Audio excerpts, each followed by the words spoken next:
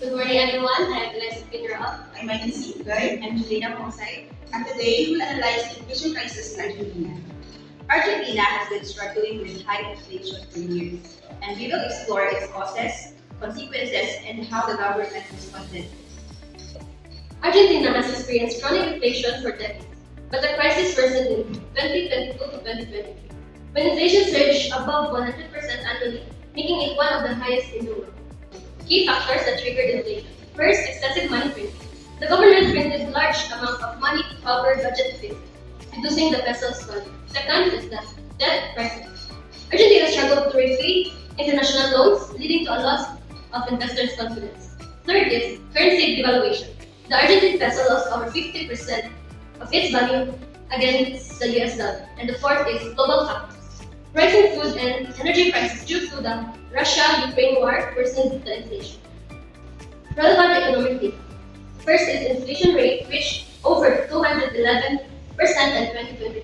Second, currency depreciation. The Argentine peso dropped 52% against the US dollar. And the third is gross domestic product growth, slowed to 1.4% in 2023. And now let's proceed to the aggregate demand and aggregate supply. Impact of inflation on demand and supply.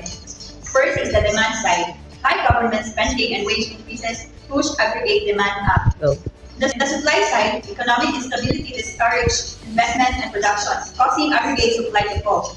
The result, prices skyrocketed as supply didn't keep up with demand. And here is our graph illustration about Argentina's inflation. First is the excessive spending. The original aggregate demand first shifts to the right because higher spending increases the overall demand for goods and services. Second is the supply disruptions. The aggregate supply curve, the original, shifts to the left due to supply chain issues and reduced production, meaning fewer goods and services are available. The new intersection of AE1 and AS1 results in a higher price level. The actual change in output or real GDP depends on the relative shifts of AD and AS. In many cases, this can lead to higher prices with lower or stagnant output.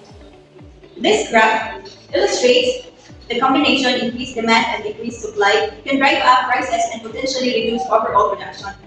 The AD curve shifts rightward due to excessive spending, and the AS curve shifts leftward due to supply chain disruptions and reduced production. Now let's proceed to the consequences of inflation. Effects on households and businesses. On households, the cost of essential goods like food and fuel tripled, reducing people's purchasing power. In businesses, many small businesses closed due to high cost and unstable currency. And the impact on key economic indicators. Number one, unemployment increased as companies struggled to afford wages. 2. Wages. Salaries increased but failed to keep up with inflation. 3. Most affected sectors, food, retail, and transportation saw extreme price hikes. And here's the government response. Policies implemented to restore market equilibrium. First is the interest rate hikes. The central bank raised interest rates to over 100% to slow inflation. The second, control currency. The government restricted foreign currency exchange to the stabilized peso. Then third, subsidies and price controls.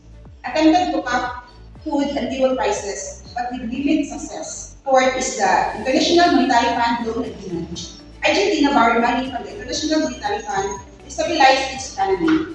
The effectiveness of these measures. The first is the short-term effects. Inflation occupied rising and the peso remained weak. Then the second, long-term impact.